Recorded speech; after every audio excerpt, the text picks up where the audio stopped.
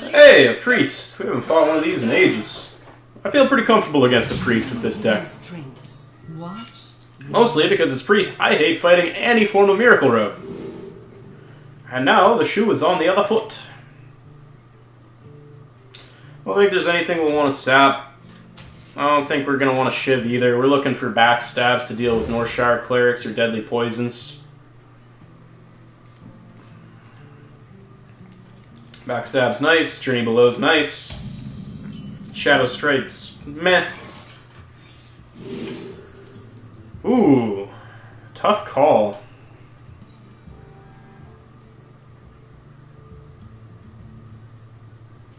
I like the Pillager better. This is going to be a slow matchup, and I think having the coin overall is more important than having an extra card. Yep.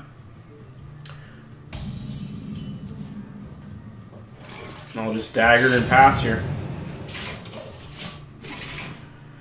So he's playing it slow. It's good for us. Mind if I roll knee? Loot hoarder, eh? Alright.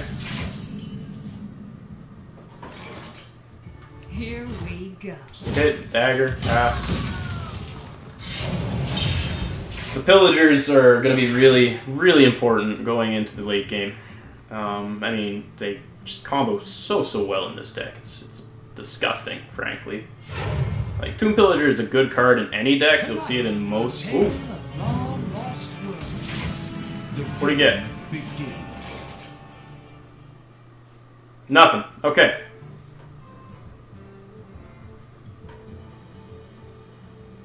We can't clear it, so we'll just Tomb Pillager, hit that. Pass her along.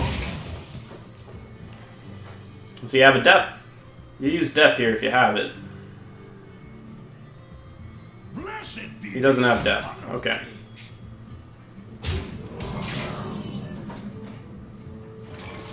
Ooh. Do we want to clear that away? No, because...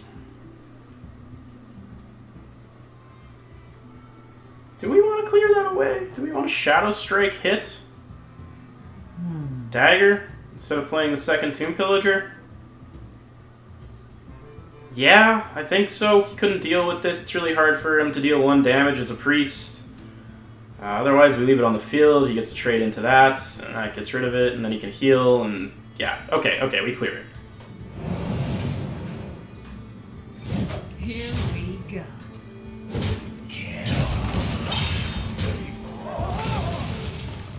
We could have used the Abyss, but I would rather have the Abyss than the Shadow Strike.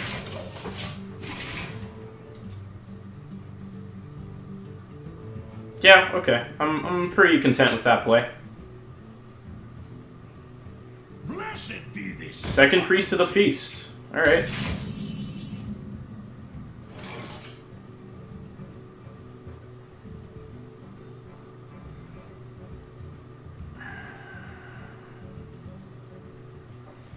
Now the Backstab Eviscerate seems a lot better, because we can play a Tomb Pillager on top of it. And that means, like, he couldn't clear this before. If he could have, he would have. At least that would be the correct play. So we know that he doesn't have Death in hand. Might draw into it, in which case he'll clear the other one. But that still means that we have 2 bodies on board. And yeah, we lose an Eviscerate, but we have other Burst in hand. We have a Prep. We have lots of good things. We're going to get coins. We haven't drawn into Gadgets in, but we'll have time. Yes, I convinced myself this is the correct play.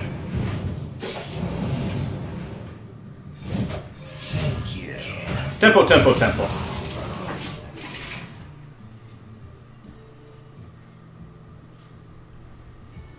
You could have hit with Dagger there, maybe. I mean, I like holding it in case we draw Deadly Poison and it really works out on curve, but... Meh, probably could have hit him with the Dagger there. I'm a greedy player by nature, for sure. It doesn't matter what I'm playing, you know, strategy games, RTS, or RTS, shooter game, even Hearthstone. Ooh. Ouchies. Ouchies. Interesting. Akanai? Circle, eh?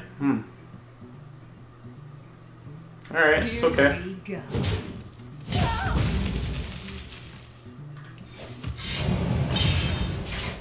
Pass it away. We really want to draw into a Gadgetson. Welcome to the Grand Tournament, champion. We have to clear that.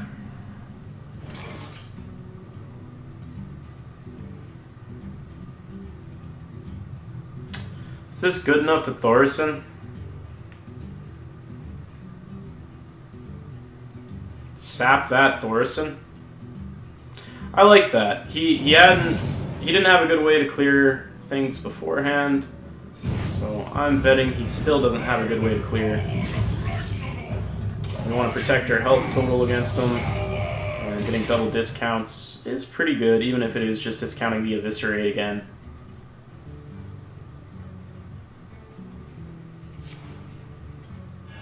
Okay.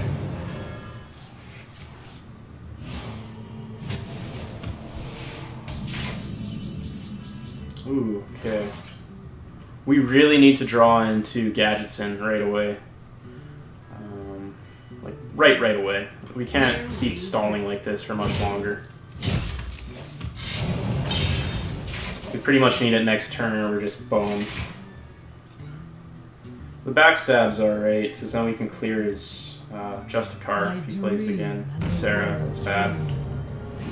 That might have been worth saving the sap for. Might have been. That would have been worth saving the sap for. That's a misplay. I should have thought about this. So now I'm in this situation. I don't have any response. I could have alternative ways of clearing away the Justicar, and there's no way for me to clear this, and this will kill me pretty quickly.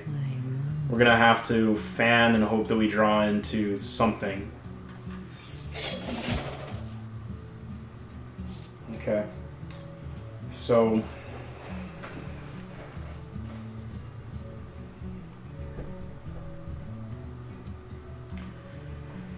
if we can survive 2 turns and draw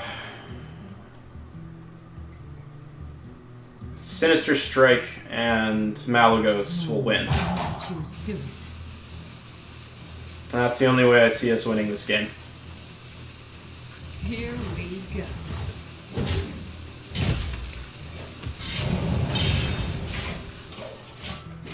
Because, yeah, that'll give us... assuming he heals his face, which he probably will. Take heart. The Earth Mother is near.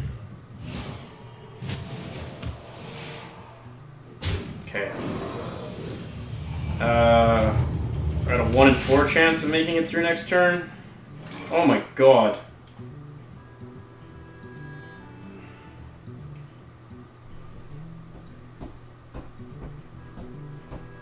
We have to hit him in the face and pass. There's no other play.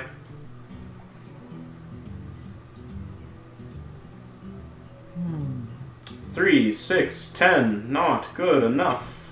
Here we go. We have 9 cards in hand and we don't have a play. That's terrible. Oh, fuck.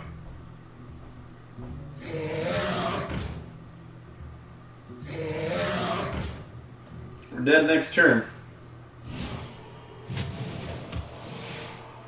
This is ridiculous.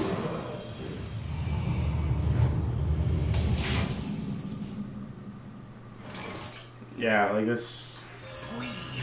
Let's show him our hand.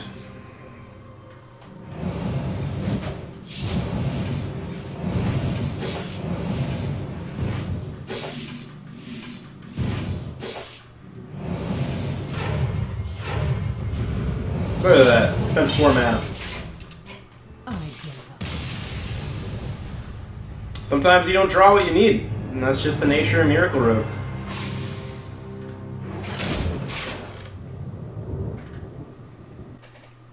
Valir versus Thrall. Shaman. Alright. We are not at all favored here. Watch your Journey's good for turn 1. Fan of Knives is not. Neither is Tomb Pillager. Easy mulligan. Those aren't good cards, though. Those aren't the cards we want. Not at all. Not even remotely. Shit. Come on, Journey.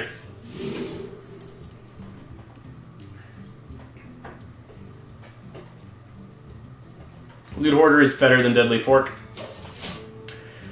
And, well, Deathwing might not be a bad card. It is a card we will never be able to play, especially in this matchup.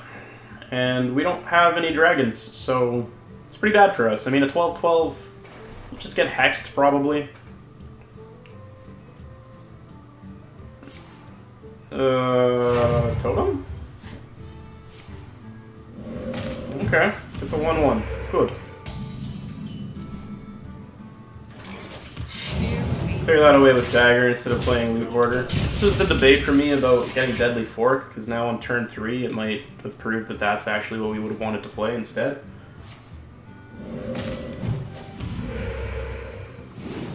C'est la vie.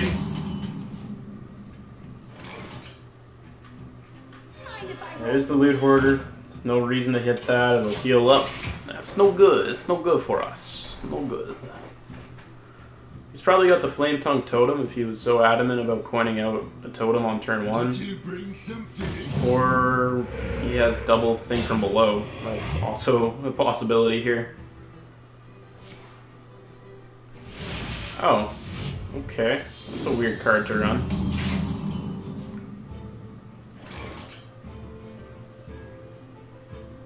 Okay, Tomb Pillager, hit.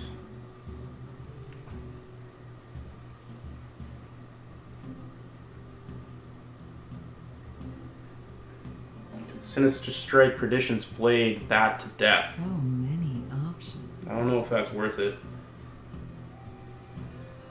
I think he's almost certainly got the Flame Tongue Totem in hand, right?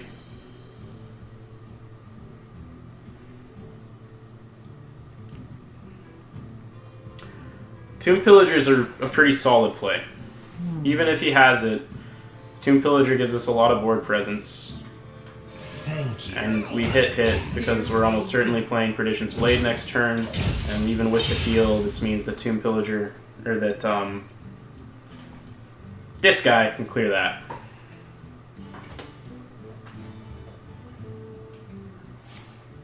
Okay, that's good. Flame Tongue? What do you got? Is that, what is that?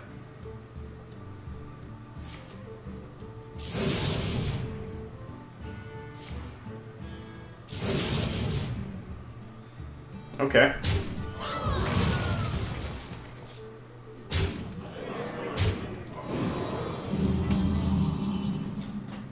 Okay.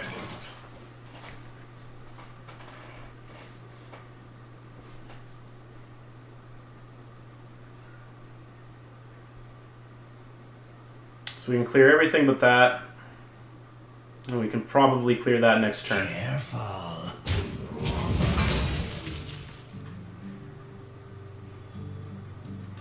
We hunger for vengeance. Here we go. Whew. Alright.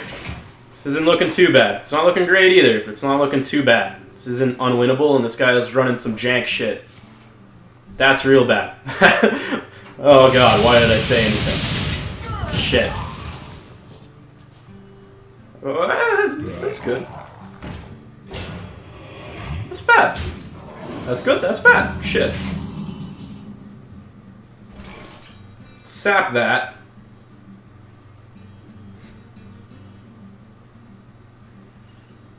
Okay.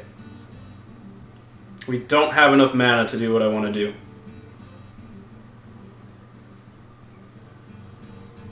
Do we Thorson and hope for the best? That seems real sketchy. Real sketchy.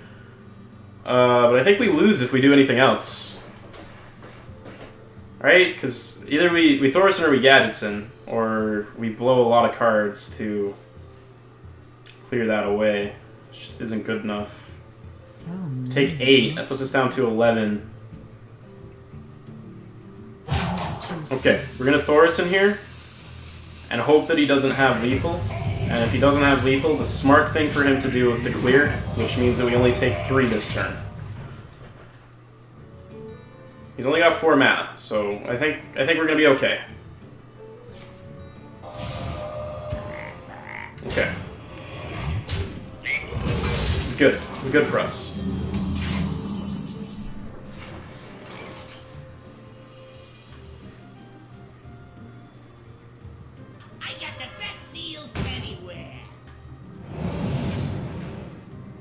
Sap this shit.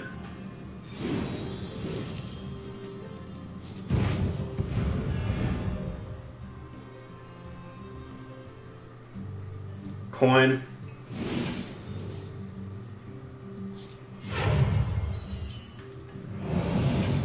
This.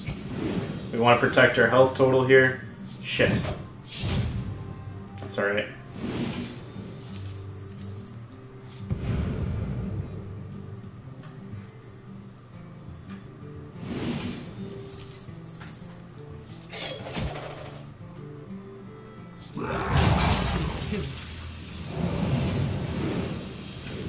Whew. We might still be in this. That was a bit of a misplay, though. The misplay was... well, no. I should have prepped first to see what I draw, and then I could have Fan of Knives into Eviscerate, and I would have drawn the Shadow Strike and been able to Shadow Strike instead of using the Eviscerate, and that might actually decide the game.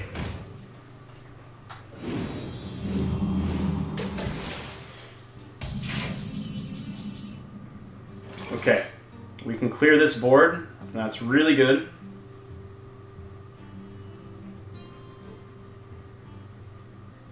Okay, yeah.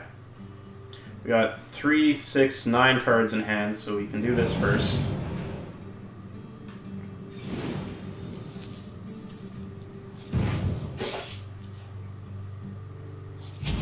Here we go.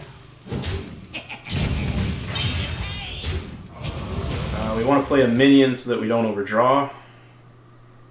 We'll throw out Barnes. Tonight, a tale of terrible tragedy. Thank you. Dagger.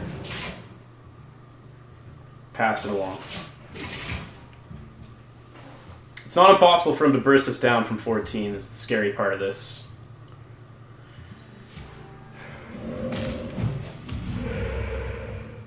We really want to be able to play Malagos next turn. Did you bring some fish? We gotta keep his board clear. Absolutely have to, and that's the priority over playing Malagos.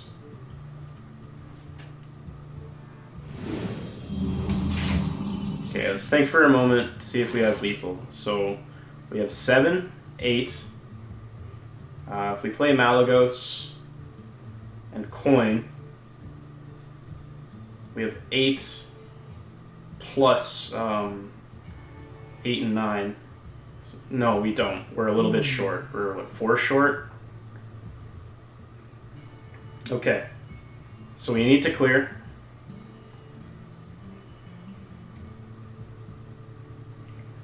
Deadly Poison. Hit that, hit that, hit that. Play Malagos. Okay.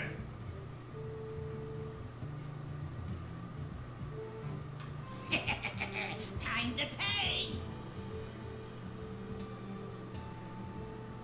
We want to protect this guy's health the most.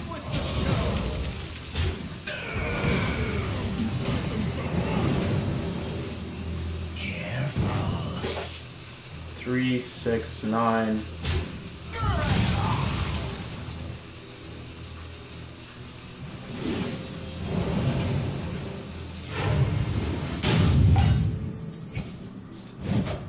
Okay, if he has a Hex, he'll use it here. But even if he does, we have lethal next turn. Or actually, 7, 10, 11. We're a little short. We're too short off lethal. And we're not going to be able to draw into it because we're going to burn a card.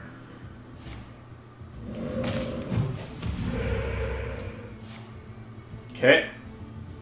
That means that he doesn't have the second Hex. Nice, we got him. That was a weird deck he was playing, though. Really weird deck. Whew. That was fun. It was a fun ride.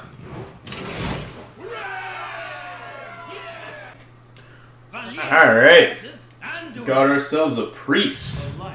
This is a pretty good matchup for us, I think. Oh, something I didn't mention in that intro there. Perdition's Blade comes into this deck to kind of create a crappy variant of SI-7 Agent. It is not nearly as good, but it'll have to do. Now, the Deadly Poison's worth keeping, I think, is the Perdition's Blade. Well, if we keep the Perdition's Blade, what can we hit with that? We can maybe hit a Museum Curator. Maybe a Wormrest Agent. Hit it and then hit again. Yeah, we'll keep it. We'll keep it. Yeah, keep the Deadly Poison too. Maybe a bit greedy. We really want a backstab, honestly. We don't want that at all. That is Malagos fodder right there. That's why Sinister Strike's in the deck, so that it can pump up some Malagos burn.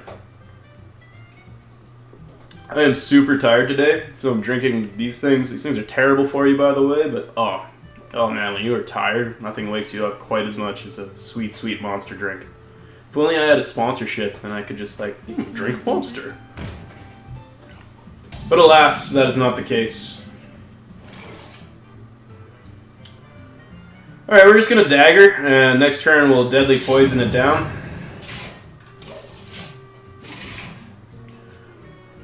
If he's clever, he'll kind of assume that. Does he have the Wormrest? No, he has a Museum Curator. Alright.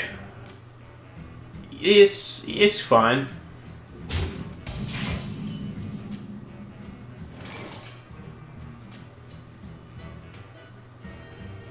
Yeah, see, keeping the Deadly Poison and the Perdition's Blade in my opening hand was kind of a bad choice, because I can't realistically play both. So I want the combo off Perdition's Blade, but we'll Deadly Poison and hit here. It's generally really important, no matter what kind of priest you're fighting, to limit their card draw. It's one of the weakest points of priest, is that they don't have an efficient way to draw cards. Yeah, I think we can throw out a Tomb Pillager here, and then clear away the Curator. Is there anything else I'd rather do? No, I don't want to use any of my other cards. I want to get the Curator off the board. As protecting my health total is important, as I don't have Earthen Ring Farseer like a typical Miracle Rogue. Not that it provides a whole ton of health, but it does provide some. Yeah, no, I believe the Tomb Pillager is the best play for us. Let's clear that away, throw that out. Next turn. Man, I have not drank energy drinks in so long. I'm just... Whoa. Alright. Alright, what do we got? Does it get deathed? If he has death, he'd probably play it here. We really haven't tipped our hand as to what kind of rogue we are yet. Yeah, there's the death. Is someone injured? Ooh.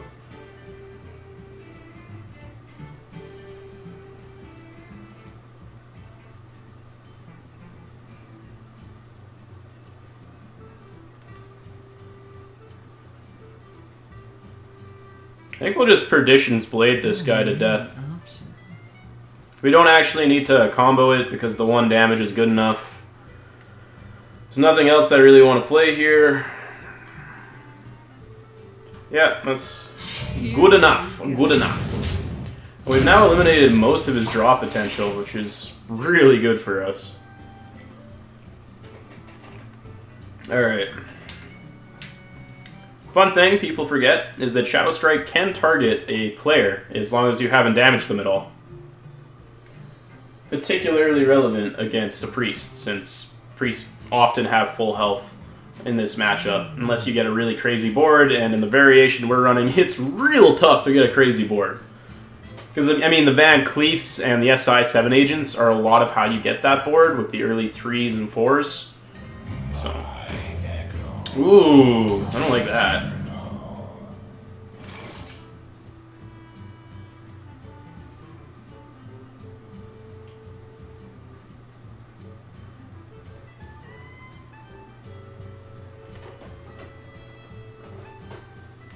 Now we can throw out the Thorson and hope he doesn't have the second death. Statistically, it's unlikely that he will, since he's already played 1. He has 21 cards left in his deck. The odds of him drawing both of those in his opening 9 cards are pretty low.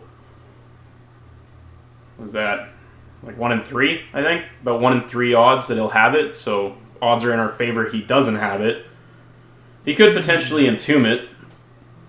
I would entomb it in his position, if I had to. Because he doesn't have enough damage to clear it efficiently with Shifting Shade. We take 4 damage that way.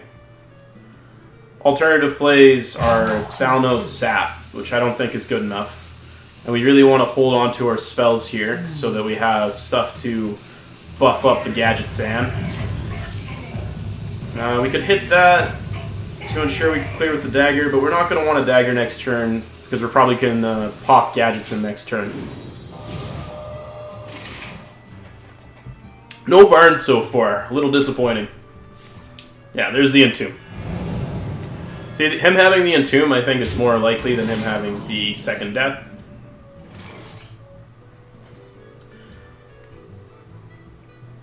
Okay. So we play that. We have 8 mana, so we can sap that back to his hand, Shadow Strike. And we're digging for like a prep or something. It's risky because we don't have a way to protect the Gadgets in Auctioneer unless we draw into something. And we only have 1 coin. So the other play is to wait an extra turn and take some damage. And we can just clear with Fan of Knives and hit. Which may actually be better to play it a little more conservatively. Your Gadgetsons are key to winning with any variation of Miracle Rogue. So it's a pretty heavy debate, you know? Like, yeah, it's tempting to go off here. But if I don't draw well, then maybe I just lose. Whereas the Phantom Knives is the safer play. And I think I should play it safe. Here we go.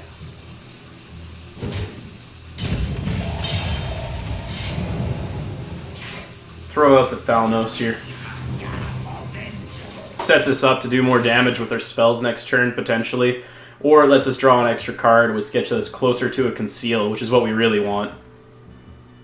I don't think he'll have a... Oh, yeah, that'll clear it. Touché, monsieur. Touché. Alright, we can go off now.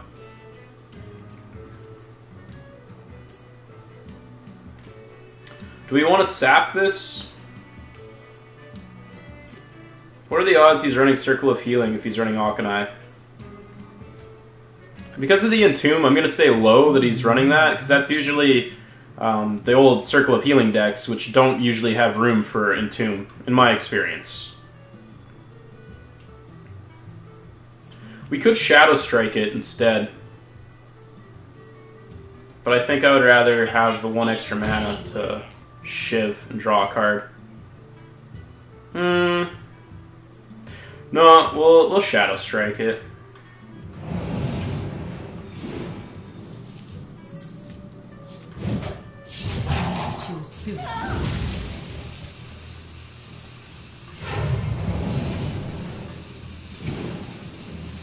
There's Mally.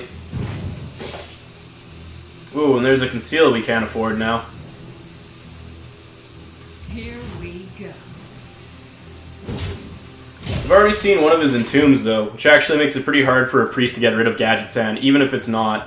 ooh, unless he draws one of my Eviscerates. Lucky fuck. Lucky fuck.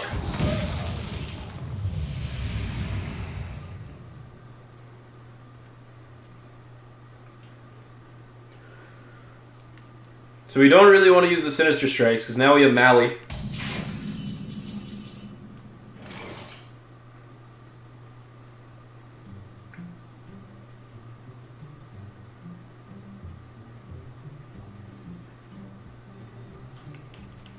We're going to throw out the Pillager, because we really want a coin. Do we actually really care that much? Well, we'd like a prep and stuff to make Mally even bigger. Because I think that's how we win this matchup, is with a real big Mally play.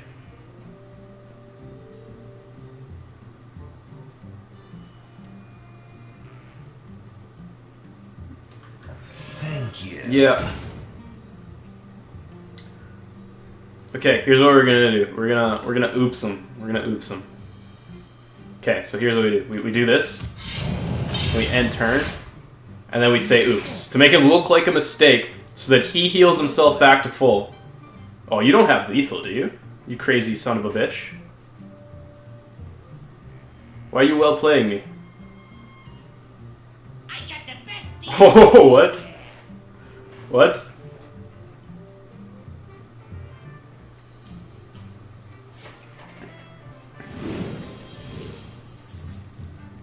Okay, so the reason we do that is we want him to heal himself to full so that we can Sinister Strike face for 10 with Malagos when we draw the prep. And we're going to draw the prep because we're lucky.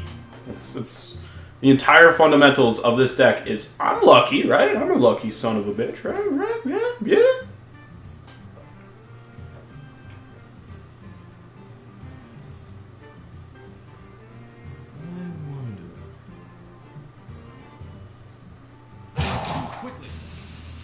You gotta choose quickly, man. So let's work this out. If we do 10 and then 8, that's 26. That's lethal if we draw the prep. And he heals his face. Heal face. Do it. Do it. Don't play a card. Heal your face. Don't make me look stupid. Yes! Healed face. Okay, now we draw prep. Okay, we didn't draw prep.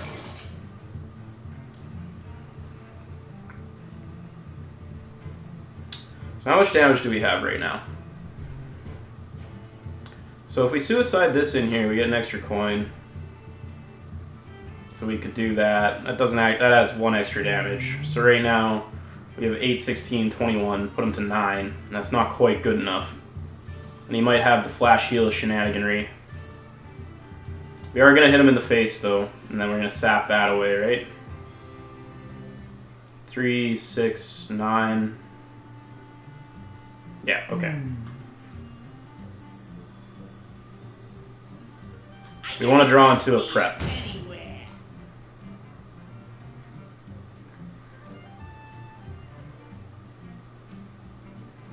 want to use the 1 mana? No, we use the 2 mana.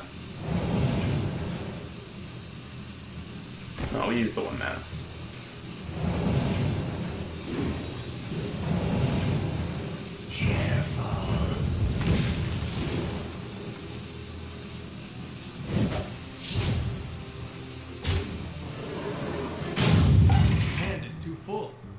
Okay, now yes, we didn't conceal, and that looks like a misplay, but it's not because we're within lethal range now. He didn't have a way to clear this last turn. It's very unlikely he has a way to clear it this turn. Heal yourself up to full. Okay. So we got 8, 16, 9, 25. We got lethal. Ba-boom! Starting off strong.